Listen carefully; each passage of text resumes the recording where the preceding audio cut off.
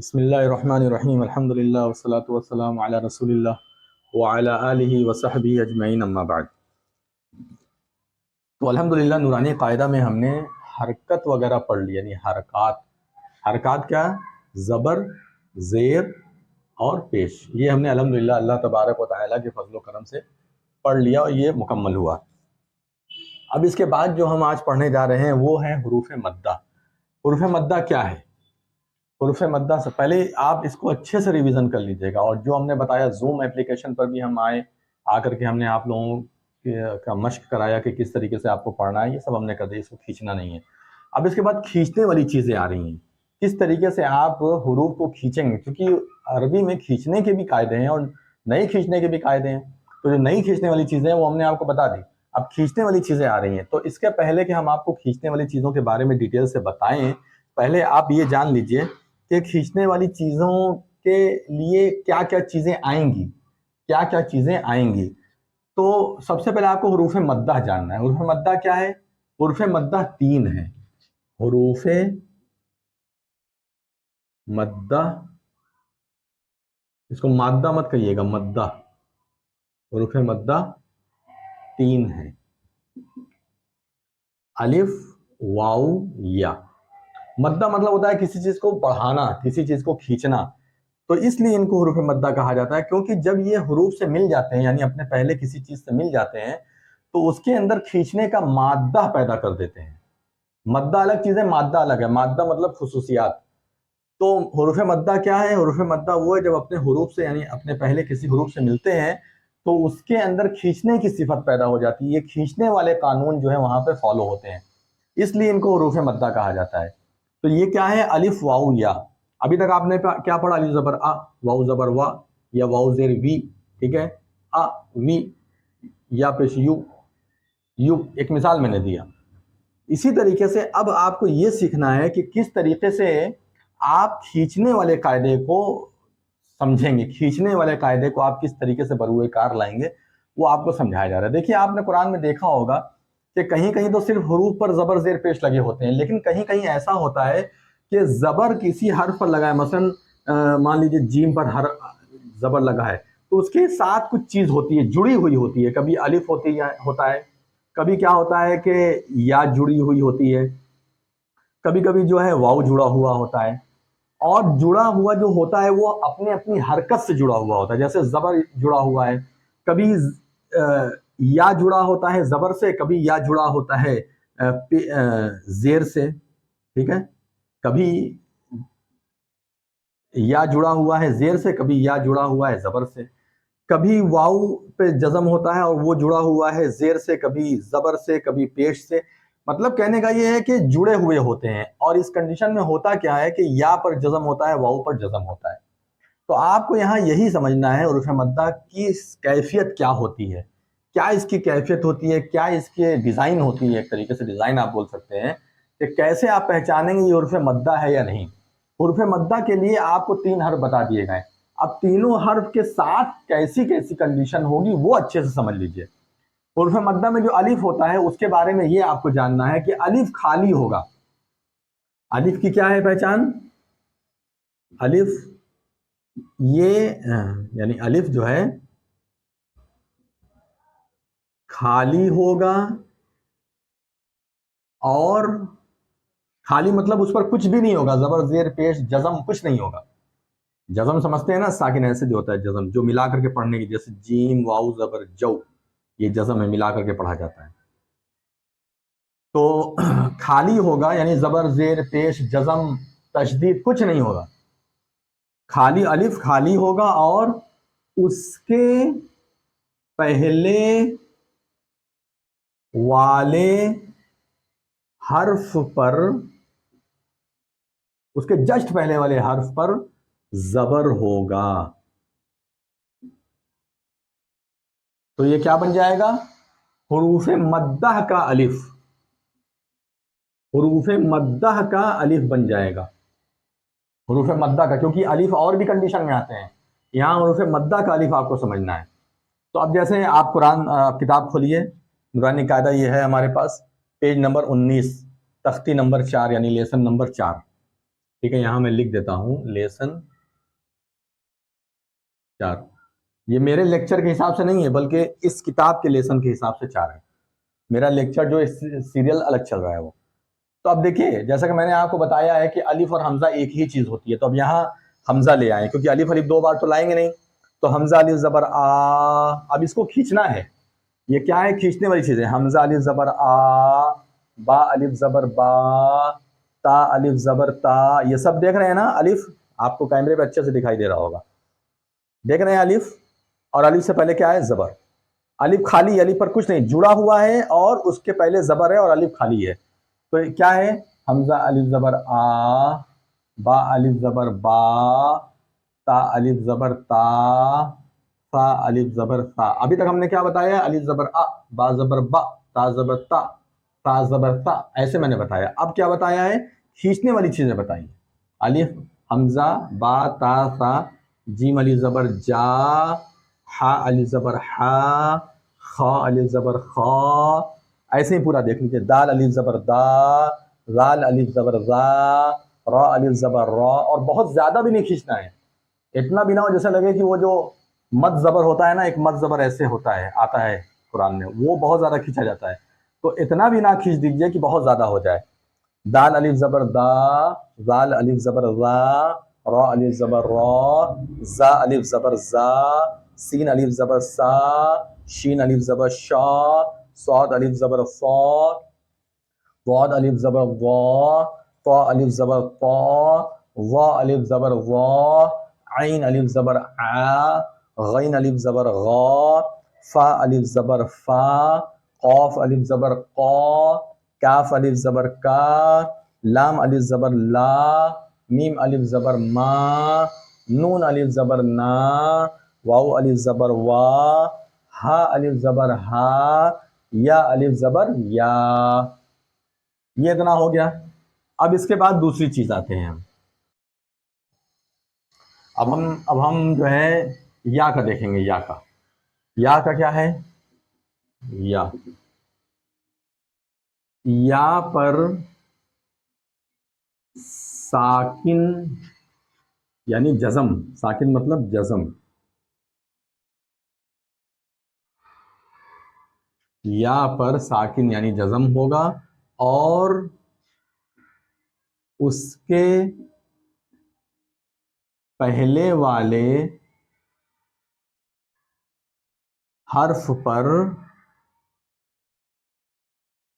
उसके पहले वाले हर्फ पर जेर होगा। या पर, ये देखिए ये या पर साकिन होगा। साकिन यानी जज़म। अब जिस हर्फ पे जज़म होता है उसको उसका साकिन कहते हैं। जैसे अलिफ पे जज़म है तो अलिफ साकिन, बा पे जज़म है तो बा साकिन, ता पे जज़म है तो ता साकिन, ऐसे। या पर साकिन जज़म होगा, और साकिन क्या है, एरो क्या है उसका, जैसे या ऐसे यही है साकिन, यही जज़म है। तो या पर साकिन जज़म होगा, और उसके पहले वाले हर्फ पर जेर होगा। हर्फ कुछ भी हो सकता है, अलिफ से लेकर या तक में कोई भी हर्फ हो सकता है, लेकिन उसके पहले वाले हर्फ में क्या होगा, जेर होगा। जैसे अब ये या साकिन, उसके पहले हर्फ क्या है, अलिफ, और ये जेर लगा दिया, ई। ठीक है, इसको और यहाँ डिटेल समझते हैं। अब देखिए पेज नंबर आप 20 खोलिए। पेज नंबर, उसके बाद पलट दिया, अभी मश्क कराते हैं, पहले ये खोल दीजिए। अब देखिए यहाँ लिखा है अलिफ या जेर ई, या साकिन है, उसके पहले जेर है। ठीक है, बा या जेर बी, ठीक है, ता या जेर ती, या पे साकिन है ना, सब पे या पे साकिन होगा, और किसी हर्फ की बात नहीं, सिर्फ या की बात हो रही है। अलिफ की बात हो गई, या की बात हो गई। या साकिन होगा, और उसके पहले जो हर्फ होगा उस पर जेर होगा।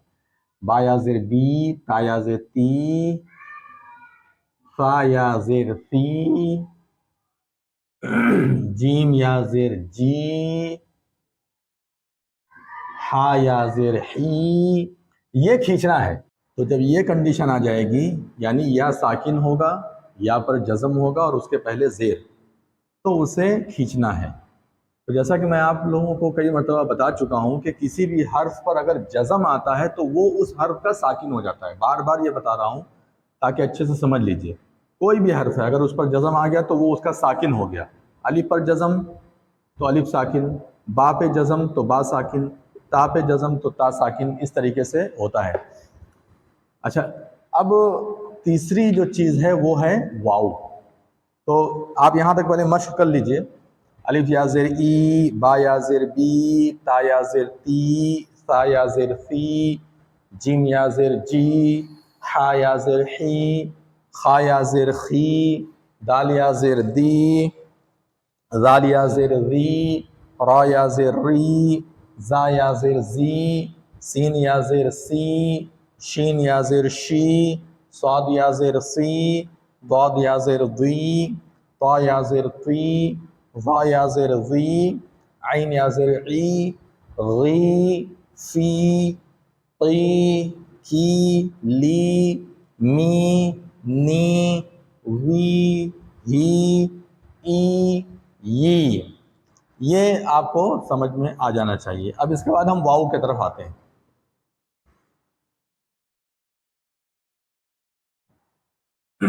तो अलिफ का हो गया, या का हो गया, वाव। वाव के बारे में क्या है? हुरूफ मद्दा के एतबार से, क्योंकि अलिफ वाव या तो यहाँ आया है, लेकिन ये हुरूफ जो हम आपको ये डिफिनीशन कर रहे हैं, ये हुरूफ मद्दा के तनाजुर में कर रहे हैं, यानी उसके तनाजुर में ये बात हो रही है। वरना वाव या अगर किसी और कंसेप्ट में आता है तो वहाँ उसका कुछ और मसला हो सकता है, उसकी कुछ और तारीफ है, उसका इंट्रोडक्शन हो सकता है। ये जो इंट्रोडक्शन और तारीफ हम कर रहे हैं, ये किस एतबार से है? हुरूफ मद्दा के एतबार से है। तो वाव क्या है? तो इसका ये है कि वाव पर साकिन होगा, वही बात, साकिन यानी जज़म। वाव पर साकिन होगा और उसके पहले, पहले से मतलब जस्ट पहले, ये नहीं कि उसके पहले कोई और देख लीजिए आप, 2-4 हरफ छोड़ के और पहले चले जाइए, नहीं, बल्कि उसके जस्ट पहले, उसके पहले वाले हर्फ पर, पहले वाले हर्फ से मुराद वही जो जस्ट पहले है, पहले वाले हर्फ पर पेश होगा, पेश होगा। ये हुरूफ मद्दा के कंसेप्ट में वाव की तारीफ हुई कि वाव पर इस साकिन, इसको साकिन पढ़िएगा, जज़म भी इसको पढ़ते हैं, जज़म। वाव पर साकिन होगा यानी जज़म होगा और उसके पहले वाले हर्फ पर पेश होगा। जैसे वाव साकिन हो गया, कोई भी हर्फ हो सकता है, वाव से पहले कोई भी हर्फ हो सकता है। अब ये वाव साकिन हो गया, मिसाल हम अलिफ ले लेते हैं, अलिफ हो गया, अब वाव साकिन से पहले वाले हर्फ पर पेश होगा, तो ये हो गया अलिफ वाव पेश ऊ। अब ये खींचने वाली चीज में आ गया, अलिफ पेश क्या था? अलिफ पेश ऊ, और अलिफ वाव पेश ऊ, ये खींचने वाली चीज आ गई। यही समझना है, यानी आपके अंदर हुरूफ खींचने और ना खींचने का जो कंट्रोल होता है वो आ जाए तो आपकी अरबी सब सही हो जाएगी। ये बहुत ज़रूरी चीज़ है, यानी कि आपके अंदर ये मलका, ये कुदरत आ जानी चाहिए, ये सलाहियत आ जानी चाहिए कि कहाँ खींचना है, कहाँ नहीं खींचना, और आप कंट्रोल कर सकें। तो इसको नहीं खींचना है और इसको खींचना है, यही इतनी चीज़ समझना है। तो आपको समझ में आ गया, वाव पर जज़म होगा और उसके पहले वाले हर्फ पर पेश होगा, तो ये क्या हो जाएगा? हुरूफ मद्दा का वाव हो गया। अब आप जो है इसको देखने के लिए पेज नंबर 21 पर आइए, 21। अब आप देख सकते हैं कैमरे में, यहाँ पर आपको दिखाई दे रहा होगा, अलिफ वाव पेश ऊ, बा वाव पेश बू, ये सब पूरा, कोई भी हर्फ आ सकता है, वाव साकिन से पहले कोई भी हर्फ आ सकता है, लेकिन उस पर पेश आना चाहिए। अगर पेश आ गया तो हुरूफ मद्दा का है, पेश की जगह कुछ और आया तो हुरूफ मद्दा का नहीं होगा वाव, क्योंकि वाव साकिन से पहले हो सकता है कि अलिफ आए और उस पर ज़बर आ जाए, वो दूसरी चीज़ हो गई। या इसी तरीके से वाव साकिन से पहले अलिफ आए, उसके पहले ज़ेर आए, तो उसकी कंडीशन कुछ और हो जाएगी। लेकिन वाव साकिन से पहले पेश आएगा तो हुरूफ मद्दा बनेगा। तो आप ये पूरा मश्क कर लिया, अलिफ वाव पेश ऊ, बा वाव पेश बू, ता वाव पेश तू, सा वाव पेश सू, अपनी अपनी किताब में देखिए, जिम वाव पेश जू, हा वाव पेश हू, खा वाव पेश खू, दाल वाव पेश दू, जाल वाव पेश जू, रा वाव पेश रू, जा वाव पेश जू, सीन वाव पेश सू, शीन वाव पेश शू, स्वाद वाव पेश सू, द्वाद वाव पेश जू, या द्वाद भी बोलते हैं तो द्वाद भी बोल सकते हैं, द्वाद वाव पेश दू, पा वाव पेश तू, ज़ा वाव पेश जू, आइन वाव पेश ऊ, गैन वाव पेश गू, फा वाव पेश फू, क़ाफ वाव पेश कू, काफ वाव पेश कू, लाम वाव पेश लू, मीम वाव पेश मू, नून वाव पेश नू, वाव वाव पेश वू, हा वाव पेश हू, हमजा वाव पेश ऊ, या वाव पेश यू। ये पूरी मश्क हमने आपको करा दी। अब आप एक बुनियादी तौर पे चीज़ समझ लीजिए, यानी कि प्रोनाउंसिएशन के हिसाब से अलिफ ज़बर आ, अलिफ ज़बर आ, तो हमने इसको किस तरीके से आपको समझाया था? हिंदी में आ, सिर्फ आ, ठीक है। और इसी तरीके से अगर आप इंग्लिश के हिसाब से देखेंगे तो सिर्फ सिंगल ए, सिंगल ए, ये बन गया आपका अलिफ ज़बर आ, ठीक है। अलिफ ज़ेर ई के लिए हमने क्या बताया था? ई, छोटी वाली ई, और आई भी इस्तेमाल हो सकता है, कहीं कहीं लोग ई इस्तेमाल कर सकते हैं। और अलिफ के ऊपर पेश है तो ऊ, तो इसके लिए छोटा ऊ होगा, हाँ। और इसके लिए यू इस्तेमाल हो सकता है, या कभी कभी जो है तो ओ भी इस्तेमाल कर सकते हैं, करते हैं। ऊ, बस एक चीज़ होगा, बल्कि ओ नहीं हो सकता, यू ही रहेगा इसमें, यू। तो आ, ई, ऊ, इसको खींचना नहीं है, इंग्लिश में भी आप ऐसे ही कहते हैं, ठीक है। अब इसके बाद जो है, जो हमने आज सिखाया है वो कैसे बनेगा? वो बनेगा अलिफ वाव पेश ऊ, तो अब पहले ज़बर कहलाते हैं, हमज़ा अलिफ ज़बर आ, तो ये हिंदी में बन जाएगा आ, और ये इंग्लिश में इसका प्रोनाउंसिएशन निकलेगा डबल ए, आ। जैसे हम लोग कहते हैं ना कि आप, एक होता है अप, एक होता है आप, तो एक होता है अप, एक होता है आप। एकदम करेक्ट प्रोनाउंसिएशन जो है ये बनेगा। इसको लोग अप भी पढ़ सकते हैं, आप भी पढ़ सकते हैं, लेकिन कंफ्यूजन रहेगा। लेकिन इसमें कोई कंफ्यूजन नहीं, इसको लोग आप ही पढ़ेंगे, कोई अप इसको नहीं पढ़ेगा। तो ये बनता है असल, ये है, ये जो है ये, ठीक है। हमज़ा अलिफ ज़बर आ, अलिफ ज़बर आ था, लेकिन हमज़ा अलिफ ज़बर आ। इसी तरीके से अलिफ या ज़ेर ई, ये बड़ी वाली ई आ गई, डबल आई या डबल ई, ये दोनों चीज़ इस्तेमाल हो सकती है। जैसे लोग कहते हैं कि मीरा, एक लफ्ज़ है ना हिंदी में मीरा, तो मीरा हिंदी में ऐसे लिखते हैं, और जब इंग्लिश में लिखेंगे तो MEERA, मीरा, तो डबल ई आ गया, तो ये प्रोनाउंसिएशन बन गया। और पेश के लिए अलिफ वाव पेश ऊ, अलिफ वाव पेश ऊ, तो अब ये कैसे बनेगा? बड़ा ऊ, ठीक है। और इसके लिए इस्तेमाल होता है डबल यू, ऊ या डबल ओ, ठीक है, ऊ, ये प्रोनाउंसिएशन आ सकता है, ये दोनों। तो ये आपका पूरा क्लियर हो गया हुरूफ मद्दा का, ठीक है। अब हम इसको मिटा देते हैं। आप लोगों को इतने देर में अब ये चीज़ समझ में आ गई होगा हम हुरूफ मद्दा में पढ़ाना क्या चाह रहे हैं।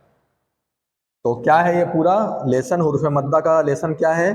पेज नंबर 19, 20 और 21, यहाँ तक आपने पढ़ा। तो अब हम इसकी एक एक करके मश्क करा देते हैं आपको छोटे से वक्त में। तो क्या है पहले देखिए, ज़ादा, ज़ा अलिफ ज़बर ज़ा, दाल ज़बर दा, ज़ादा, खा अलिफ ज़बर खा, फा ज़बर फा, खाफा।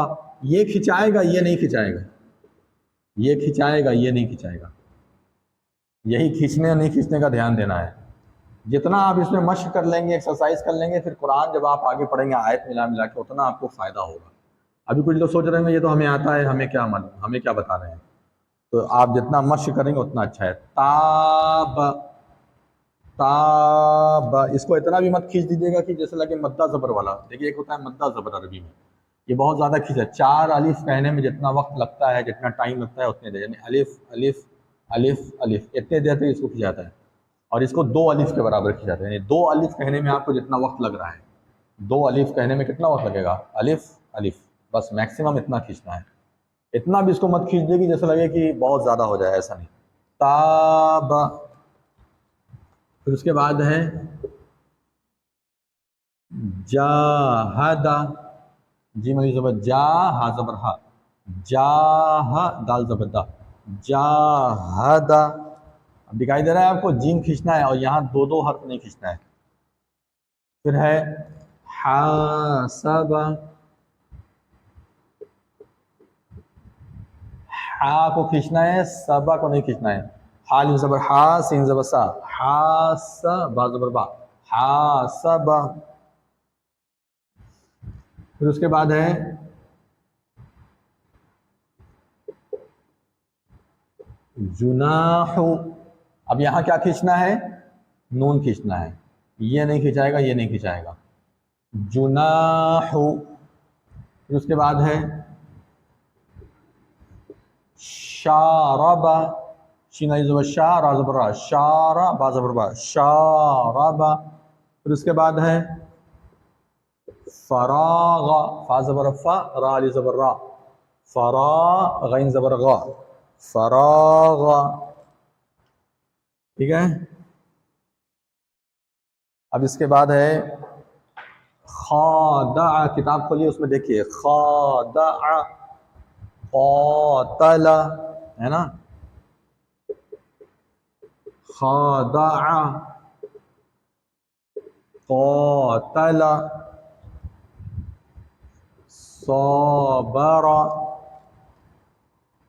ताला, ताला, आइन खींचा जाएगा, सौद खींचा जाएगा, क़ा खींचा जाएगा, खा खींचा जाएगा, बाकी सब नहीं खींचा जाएगा। ये इतना हो गया ज़बर का। अब इसके बाद आइए ज़ेर पर। ज़ेर पर क्या है, अलिफ या ज़ेर ई, बा या ज़ेर बी, उसमें आइए तो हम देखते हैं क्या क्या लिखा है।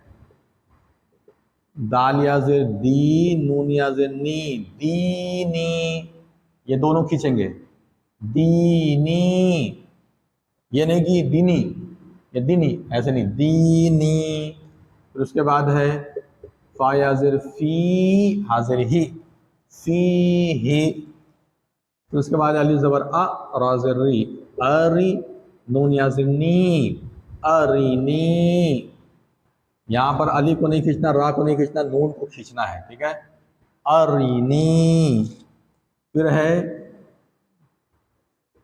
किताबी, काफ ज़ेर की, ताली ज़बर ता, किता, बा या ज़ेर बी, किताबी।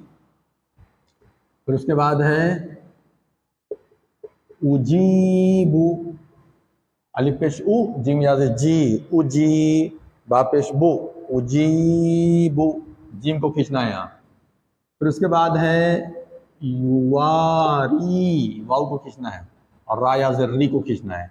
या साकिन से पहले ज़ेर है ना, खींचा जाएगा, युवारी। अब यही सब चीज़ देखिए जो हमने आपको कायदा बताया है, इस क्या बताया, या साकिन से पहले ज़ेर, तो कहीं पर भी खींचने वाली चीज़ें देखिए, या साकिन से पहले ज़ेर, या साकिन से पहले ज़ेर, या साकिन से पहले ज़ेर, या साकिन से पहले ज़ेर। फिर उसके बाद है मफातीहु, मफातीहु, मीन ज़बर मा, मीन ज़बर मा, फाली ज़बर फा, मफा, ताया ज़ेर ती, मफाती, हा पेश हु, मफातीहु। फिर उसके बाद है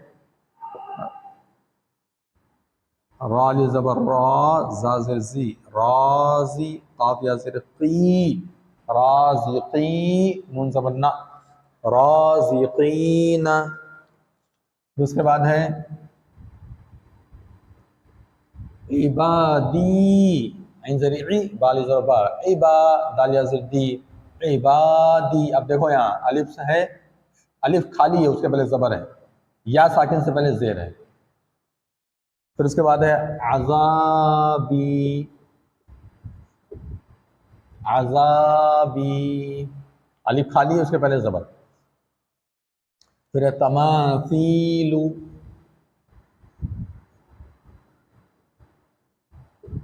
तमासीलु। फिर है मक़ादीरु। देखना है ता ज़बर ता, इसको नहीं खींचना है, मीम को खींचना है क्योंकि ये अलिफ के साथ लगा हुआ है। तमा। फिर सा या ज़ेर सी, इसको खींचना है, लाम पेश लू। तमासीलु मक़ादीरु। ये है असल पढ़ने का तरीका अरबी। हम लोग जैसे पढ़ते हैं वो सब तरीका सही नहीं है, ये है तरीका पढ़ने का। हम लोग से मतलब ये है जो गलत लोग पढ़ते हैं। फिर उसके बाद जो है दो लफ्ज़ और है, पूरा हम बता देते हैं। अलिफ ज़बर आ, खा या ज़ेर खी, अखीही, ये खींचना है, या साकिन से पहले ज़ेर, ये खींचना है, ये नहीं खींचना, ये नहीं खींचना, अखीही। फिर उसके बाद है बनी ही, बाज़ बा नून या ज़ेर नी, बनी हाजिर ही, बनी ही। ठीक है, तो ये इतना समझ लीजिए। अब इसके बाद लास्ट है बस थोड़ा सा और, अलिफ वाव पेश ऊ वाला जो है वो आपको पढ़ाते हैं। तो है नून वाव पेश नू, हा पेश हु, नू हु, वाव साकिन उसके पहले पेश आ गया ना, यही ना बताया है हमने वाव के बारे में। हुरूफ मद्दा में जो वाव आया है, तो हुरूफ मद्दा कंसेप्ट में वाव क्या है, वाव साकिन होना चाहिए, उसके पहले पेश होना चाहिए, तो खींच के पढ़ेंगे। नू हु, इसको खींच के नहीं पढ़ेंगे क्योंकि ये इस पर नहीं आ रहा है, इसके हिसाब से ये हु नहीं खींचेंगे क्योंकि हु जो है इस कंसेप्ट पर नहीं आ रहा है, खींचने वाले कंसेप्ट पर। तूरू, ये देखो वाव साकिन से पहले पेश आ रहा है। उसके बाद है तूबू, तूबू, ये भी खींचना है, ये भी खींचना है। नूरु, नूरु, ये खींचना है और ये नहीं खींचना है। फिर उसके बाद है क़ालू, क़ालू, ये खींचना है। ठीक है, अलिफ खाली है, उसके पहले ज़बर है, क़ालू। फिर उसके बाद क्या है, यूही, यूही, ये भी खींचना है, ये वाव का कंसेप्ट है। हुरूफ मद्दा में वाव का जो तरीका है उसमें ये आ रहा है, और ये या के तरीके पर आ रहा है, या साकिन से पहले ज़ेर है, यूही। फिर है यकूमु, यकूमु। ठीक है, वाव साकिन से पहले पेश है, ये खींचेंगे और ये नहीं खींचेंगे। फिर उसके बाद है तकूनु, तकूनु, इसको खींचेंगे। फिर उसके बाद आखिरी हारूनु, किताब को भी देखते रहिए, हारूनु, ये खींचेंगे और ये खींचेंगे। फिर उसके बाद है क़ारूनु, क़ारूनु, क्या खींचेंगे, क़ा खींचेंगे और रा खींचेंगे, बस नून नहीं खींचेंगे। फिर है दाखिरून, दाखिरून, दाल खींचेंगे और रा खींचेंगे, खा नहीं खींचेंगे और ना खींचेंगे। दाखिरून, दाखिरून। अब इसके बाद थोड़ा सा और है, 3 लफ्ज़।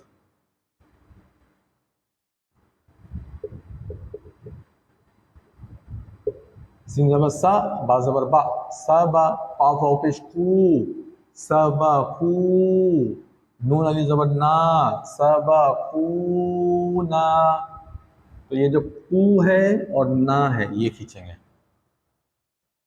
फिर उसके बाद है बा अली ज़बर बा, सीन ज़ेर सी, बासी, ता वाव पेश तू, बासी तू, बासी तू, नून ज़बर ना, बासितूना।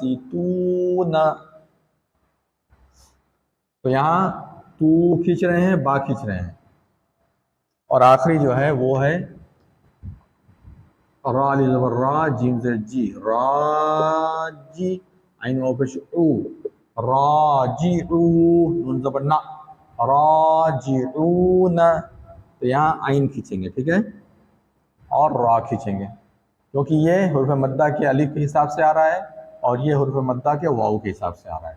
राजिऊन, तो समझ में आ गई बात। खुलासा कलाम क्या है, समरी क्या है आज की क्लास की? समरी ये है, हुर्फ मद्दा 3 है, अलिफ वाऊ या।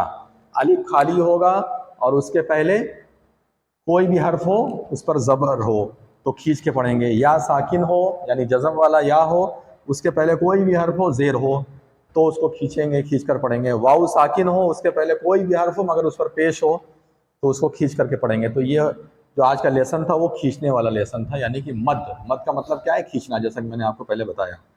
तो ये आज का हो गया अल्हम्दुलिल्लाह। इसको आप बार बार सुनिए, बार बार देखिए, स्किप बैक स्किप कर करके देखिए अच्छे से, और खूब मशक कीजिए, खूब मेहनत कीजिए, एक्सरसाइज कीजिए। इंशाअल्लाह ज़ुबान में असर आ जाएगा, ज़ुबान आपकी बेहतर हो जाएगी। अस्सलामु अलैकुम वरहमतुल्लाहि वबरकातुहू।